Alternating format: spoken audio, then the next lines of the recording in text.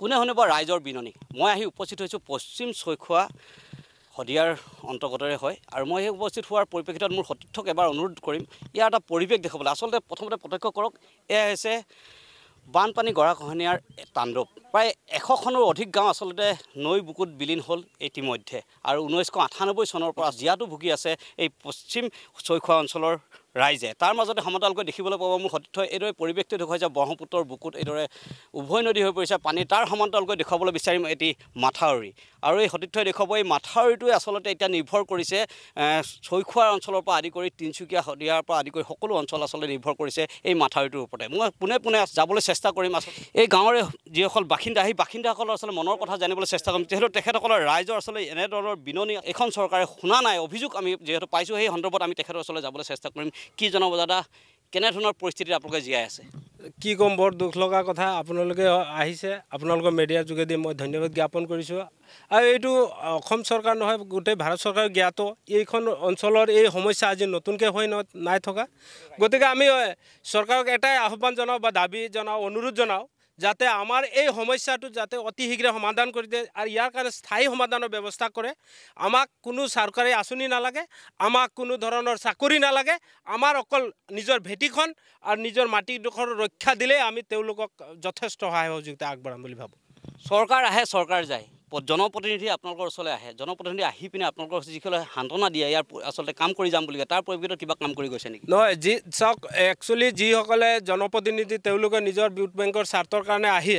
ইলেকশ্যনৰ আগত আহি তেওঁলোকে মিঠা মিঠা কথা কৈ আমাৰ ৰাইজক টুপি পৰাই তেওঁলোকে ভোট লোৱাৰ পাছত যেতিয়া শাসনাধিষ্ঠ হৈ যায়, কিন্তু তাৰ পাছত আমি তেওঁলোকৰ চেহেৰা দেখিবলৈ নাপাওঁ। সেয়েহে বৰ লাজ লগা, দুখ লগা কথা। এইখন অঞ্চল আজি চব গোটেই এই অঞ্চলটোৱে হৈছে কৃষিজীৱী আৰু এই ইয়াত আজিৰ নহয়, কিন্তু যদি এইখন অঞ্চল নাথাকে আজি কৃষি গোটেই, আমাকতো চৰকাৰে কোনো আঁচনি দিয়া নাই, কোনো আমি চাকৰি পোৱা নাই, আমাক সংস্থাপন দিয়া নালাগে, আমাক চাকৰি নালাগে, আমাক খালি আমাৰ ভেটিডোখৰ ৰক্ষা কৰক, আমাক সিমানটোৱে অনুৰোধ। হয়, মই লগতে সমান্তৰালকৈ যাবলৈ আচলতে মই যাম, দেখুৱাম পৰিৱেশ আচলতে গাঁৱৰ ৰাইজৰ বিননি। ক'ব লাগিব এই মুহূৰ্তত তেখেতসকলে আচলতে নিৰাপত্তাহীনতাত ভুগিছে বুলি ক'ব লাগিব, যিহেতু মাথাউৰিটোৱে তেখেতসকলৰ শেষ ভৰসা আৰু শেষ ভৰসা যদি মাথাউৰিটো যদি কেনেবাকৈ যদি খহি পৰে তেতিয়াহ'লে এই মাথাউৰিৰ পৰা আচলতে আৰু বানপানীৰ হোৱাৰ সম্ভাৱনা আছে। সমান্তৰালকৈ আচ্ছাৰ গুঞ্জু ডাঙৰীয়া আছে, কি জনাব, যিহেতু আপুনি ইয়াৰ লগত ওতঃপ্ৰোতভাৱে প্ৰতিটো মুহূৰ্ততে আপুনি দাবী কৰি আহিছে, তাৰ পৰিপ্ৰেক্ষিতত কোনো ধৰণৰ ফলপ্ৰসূ ইয়াত পৰিবলৈ যোৱা নাই, কি জনাব এই মুহূৰ্তত? চাওক, আমি জনাব এইটোৱে বিচাৰোঁ অসম চৰকাৰ মানে মুখ্যমন্ত্ৰী ডাঙৰীয়াক যে এবাৰ তেওঁ নিজে আহক এই ঠাইডোখৰলৈ, আহি নিজে পৰিদৰ্শন কৰক আৰু পৰিদৰ্শন কৰাৰ পিছত তেওঁ অনুভৱ কৰিব পাৰিব যে এই গাঁওখনৰ লগত যি এই মথাউৰি সিপাৰত যিসকল ৰাইজ আছে কিমান ভয়াৱহ এক পৰিস্থিতি আছে, কোনো ভৰসা নাই। হয়তো ৰাতি যদি কেতিয়াবা মথাউৰিখন ছিঙি যায় সেই মানুহখিনি কি অৱস্থা হ'ব। যিহেতু বিগত সময়ছোৱাৰ পৰা আমি কিছুদিন আগতে এইবিলাক প্ৰতিবাদী কাৰ্যসূচী লৈ আছোঁ, কিন্তু সেই কাৰ্যসূচী লোৱাৰ পিছতো, স্মাৰকপত্ৰ দিয়াৰ পিছতো তেওঁলোকে যে কোনো ধৰণৰ ব্যৱস্থা গ্ৰহণ কৰা নাই, সেই এক দুৰ্ভাগ্যজনক কথা। কিছুদিন আগতে আমি গম পালোঁ যে বিভাগীয় কৰ্তৃপক্ষৰ কিবা জলসম্পদ বিভাগৰ কেইজনমান আহিছিলে, জনপ্ৰতিনিধি বিষয়া, আমাৰ বিধায়ক মহোদয়ৰ প্ৰতিনিধিসকল আহিছিলে, আহি তেওঁলোকে পৰিদৰ্শন কৰি গ'ল, কিন্তু পৰিদৰ্শন কৰিহে গৈছে কেৱল এই নিৰ্বাচনৰ কাৰণে, যে নিৰ্বাচন হোৱাৰ আগতে তেওঁলোকে পৰিদৰ্শন কৰিব,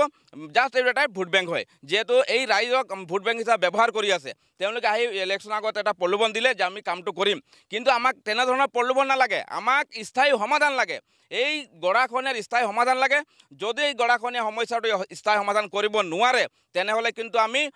যিকোনো ৰাজনৈতিক দল হওক, কেৱল আমি AJP BJP কোনো দল আমি ক'ব নিবিচাৰোঁ, কিন্তু যিকোনো দল হওক আমি কেতিয়াও ছাপোৰ্ট নকৰোঁ, স্পষ্ট কথা। লগতে আৰু এটা কথা জানো, তেওঁলোকে আপোনালোকে স্মাৰকপত্ৰ দি আছে, সাংসদে হওক বা ইয়াৰ যিজন আমাৰ প্ৰতিনিধি আছে, প্ৰতিনিধিসকলে আপোনালোকৰ লগত বহি পিনে কিবা আলোচনা কৰিছে নেকি? চাওক, আমি স্মাৰকপত্ৰ দিয়াৰ পিছত কোনো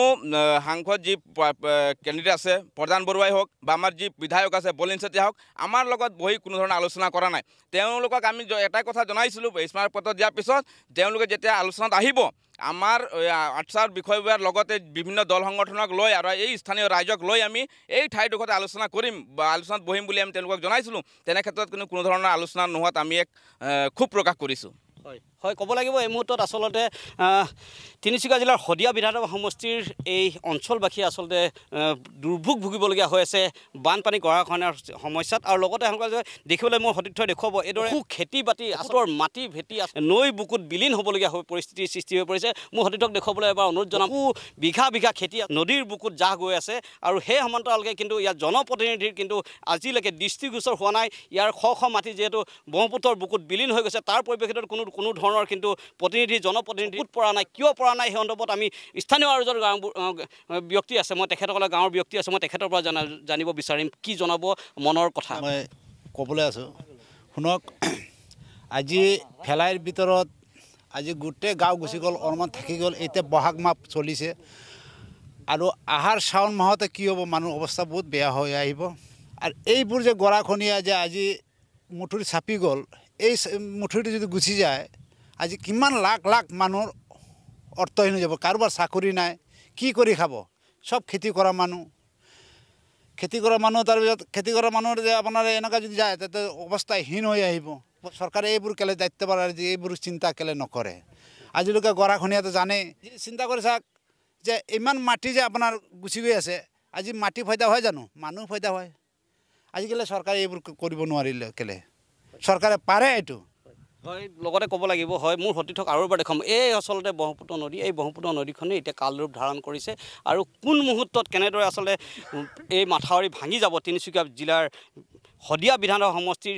বৰমুৱা গাঁও পঞ্চায়তৰ অন্তৰ্গত থকা ছৈখোৱা অঞ্চলৰ নাওকটা ফেলাই হাতীগুলি অঞ্চলত আচলতে গৰাখহনীয়া সমস্যা এতিয়াৰ পৰা নহয় 1998 চনৰ পৰা এইসকলে ভুক্তভোগী হিচাপে পৰিণত দেখিবলৈ পোৱা গৈছে আৰু কোনো ধৰণৰ প্ৰতিনিধিয়ে ইয়াৰ কোনো ধৰণৰ দায়িত্বভাৰ চাবলৈ ল'বলৈ বিচৰা নাই সতীৰ্থক মই আৰু এবাৰ অনুৰোধ জনাম মই মাথাউৰিৰ ওপৰতে বৰ্তমান আছোঁ আৰু এই মাথাউৰিটোৰ লগতে সংলগ্ন এই মাথাউৰিটো যদি কোনো মুহূৰ্তত যদি ছিঙি যায় তেতিয়াহ'লে দেখিবলৈ পোৱা যাব যে সমগ্ৰ অঞ্চলজোৰত বানপানীৰ সৃষ্টি হোৱাৰ বানপানী হোৱাৰ পাছত ইয়াৰ সীমান্তৰালকৈ প্ৰতিটো অঞ্চলৰে আচলতে তিনিচুকীয়া জিলাৰ প্ৰতিটো অঞ্চলে আচলতে পানীত ডুব যাব বুলি আশংকা কৰিছে এই মাথাউৰিটোৱে নিৰ্ভৰ কৰিছে তেখেতসকলৰ ভৱিষ্যত জনপ্ৰতিনিধিয়ে আচলতে কেনেধৰণে ইয়াক সফল কৰি তুলিব সেই ক্ষেত্ৰত তেখেতসকলে আশা ৰাখিছে যে ইয়াৰ ধৰক জনপ্ৰতিনিধিসকলে আচলতে তেখেতসকলৰ যিবোৰ মনৰ দুখৰ কথা সেই দুখৰ কথাবোৰ তেখেতসকলে আছে যাতে আছে কাণ পাতি শুনে আৰু তেখেতসকলক সকলো ব্যৱস্থা কৰি দিয়ে আৰু সমান্তৰালকৈ ক'ব লাগিব ইয়াত জিঅ' বেগো দিছিলে আৰু সমান্তৰালকৈ জিঅ' বেগ দিয়াৰ লগতে পাৰ্কোপাইন আচলতে ইয়াত ব্যৱহাৰ কৰা হৈছিলে বুলি আমাক জনাইছে আৰু সমান্তৰালকৈ দেখুৱাইছে মোৰ সতীৰ্থই দেখুৱাব সেইদৰে আচলতে পাৰ্কোপাইন সেই পাৰ্কোপাইন এই মুহূৰ্তত নদীৰ বুকুৰ মাজত দেখিবলৈ পোৱা গৈছে আৰু সমান্তৰালকৈ ইয়াত দিয়া হৈছিলে জিঅ' বেগো ব্ৰহ্মপুত্ৰ নদীৰ বুকুত আচলতে সি শেষ হৈ পৰিছে সমান্তৰালকৈ আৰু এটা কথা ক'ব লাগিব এইফালৰ মই সতীৰ্থক দেখুৱাবলৈ অনুৰোধ জনাম খেতি পথাৰৰ লগতে এইফালেও জিঅ' বেগৰ ব্যৱস্থা কৰিছিলে আৰু জিঅ' বেগৰ ব্যৱস্থা সকলোখিনি সহায় লৈ গৈছে আৰু খেতি কৰি খোৱা মানুহসকলৰ দুৰ্ভিক্ষ ভুগিবলগীয়া হৈছে এই মুহূৰ্তত মোৰ সতীৰ্থ ইয়াৰ সম্পূৰ্ণ পৰিৱেশ দেখুৱাবলৈ চেষ্টা কৰিলোঁ তিনিচুকীয়াৰ মই ব্যুৰ' চিফ সন্তোষ ফুকন আৰু মোৰ সহযোগী মাহাতুৰ সৈতে Join BSc Nursing and GNM at St. Martha Institute of Nursing, Guwahati under SM Group of Institutions.